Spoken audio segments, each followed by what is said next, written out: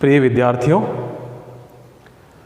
जैसा कि आप शीर्षक देख रहे हैं केशवदास, तो केशवदास का नाम आपने छोटी कक्षाओं में सुना होगा और नहीं सुना होगा तो मैं थोड़ा सा परिचय देना चाहूँगा। हमारे हिंदी साहित्य के इतिहास में जो मुख्य रूप से विभाजन हुए हैं, आदिकाल, भक्तिकाल, रीतिकाल, आधुनिक काल, इतना आप जानते होंगे। इसमें से जो तीसरे नंबर का काल है वो है रीतिकाल। रीतिकाल के उद्भव के पीछे या प्रवर्तन के पीछे जो सबसे बड़ी मुख्य भूमिका है वो आचार्य केशवदास की है। इसलिए कई विद्वानों ने आचार्य केशवदास को रीतिकाल का प्रवर्तक कवि भी कहा है।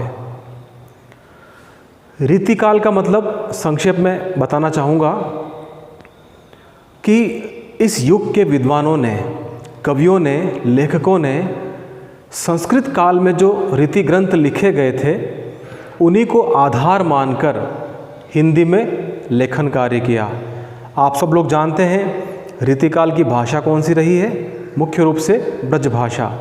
तो ब्रज भाषा हिंदी के ही अंतर्गत आने वाली भाषा है। अतः हिंदी में जो रीति की परंपरा का पालन हुआ, उन लक्षण ग्रंथों को यहाँ पर उतारा गया, उसे उस परंपरा से बंधे होने के कारण रीतिकालीन परंपरा के कवि और लेखक कहा गया। केशवदास, जिनको आचार्य रामचंद्र शुक्ल कठिन काव्य का प्रेत भी कहते थे और हृदयहीन कवि भी कहते थे, जिनका जन्म 1555 ईस्वी से 1617 ईस्वी के मध्य जन्म और निधन की तारीख मानी जाती है। इनके काव्य में जो क्लिष्टता थी, जो संस्कृत निष्ठता थी, शब्दों का ऐसा गुंफन था, चुनाव था, इसलिए इन्हें कठिन काव्य का प्रेत कहा गया।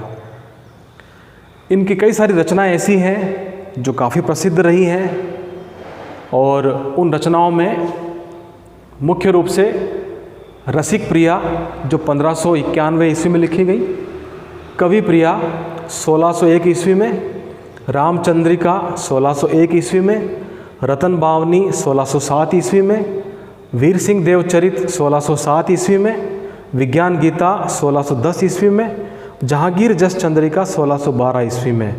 इसके अलावा नक्षिक और छंदमाला भी इनकी रचना मानी जाती है। आचार्य केशव, जैसा कि उस समय परंपरा होती थी कि किसी न किसी राजा के आश्रय में रहते थे, तो ये ओरछा नरेश जो बुंदेलखंड में है, मध्य प्रदेश में, वहाँ महाराजा इंद्रजीत सिंह के आश्रय में रहते थे। इस प्रकार इन्होंने कुछ रचनाएं शिक्षा देने के लिए लिखी, कहीं अपने आचार्य का प्रदर्शन करने के लिए लिखी, तो कहीं अपनी अनुभूतियों को व्यक्त करने के लिए, भक्ति भावना को व्यक्त करने के लिए, अपने कवित्व का प्रदर्शन करने के लिए लिखी। तो कुल मिलाकर जो हमारे पाठ्यक्रम में शामिल है रीतिकाल, जो मोहनलाल सुखाड़िया विश्वविद्यालय के द्वितीय वर्ष के पहले पेपर में है, तो केशवदास से ही इस पाठ्यक्रम की शुरुआत होती है। तो आज शुरुआत के दिन हम गणेश वंदना से, और जैसा कि आप जानते हैं कि किसी भी कार्य को करने से पहले गणेश जी की वंदना की जाती है, तो केशवदास जी ने भी रामचंद्रिका जब लिखी तो उन्होंने गणेश जी की, अन्य ईश्वर आदि की सबकी वंदना की। तो गणेश वंदना में जो एक पद्यांश आपके समक्ष दिखाई दे रहा है, आज हम इस पर बात करते हैं, इसकी व्याख्या करते हैं। बालक मृणालनी जो तोरी डारे सब काल, कठिन कराल जो अकाल दीह दुख को, विपति हरत हटि पद्मिनी के पात सम, पंक जो पताल पेली पठवे कलुष को, दूरी के कलंक अंक भय शीस शशि सम, राखत है केशवदास दास के बपुष को, सागरे को साकरनी सन्मुख होत तोरे, 10 मुख मुख जोवे गज मुख मुख को। यहाँ केशवदास गणेश जी की वंदना करते हुए कहते हैं, गणेश जी को सर्वशक्तिमान बताते हुए कि वो हर प्रकार के दुखों का नाश कर सकते हैं, हमारे जीवन को खुशहाल बना सकते हैं। उनकी कृपा से हम सही ढंग से मनुष्य जीवन को जी सकते हैं।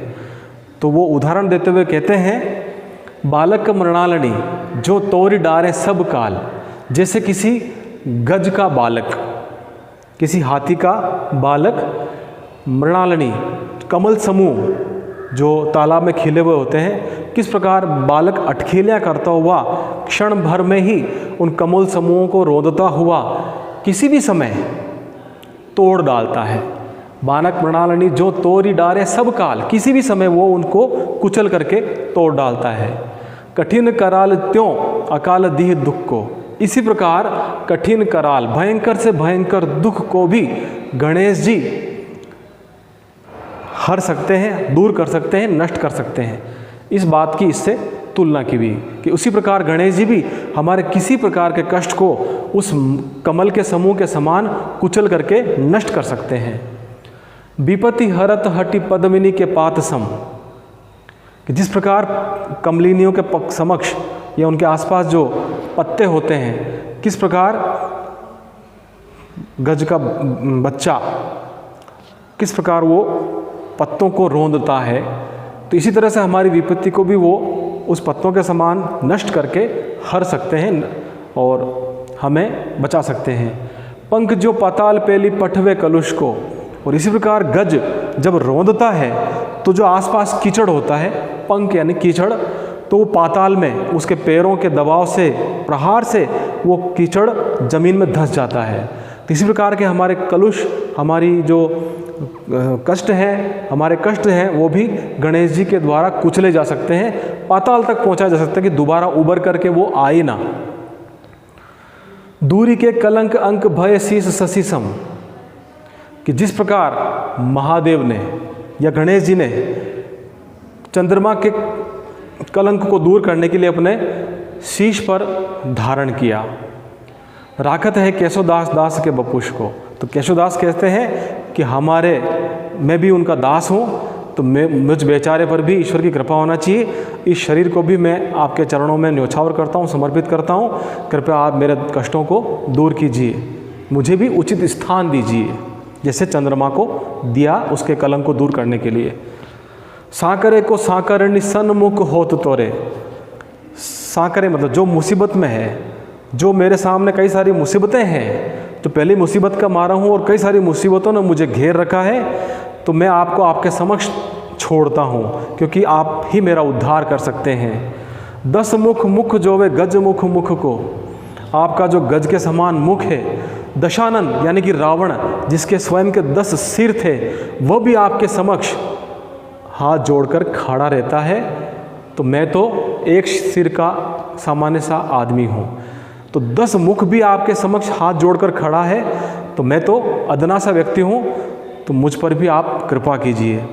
तो इस छंद में केशवदास जी ने सर्वप्रथम गणेश जी की वंदना की है, और गणेश जी की वंदना के माध्यम से उन्होंने अपने एक बड़े और महान ग्रंथ का आरंभ किया है।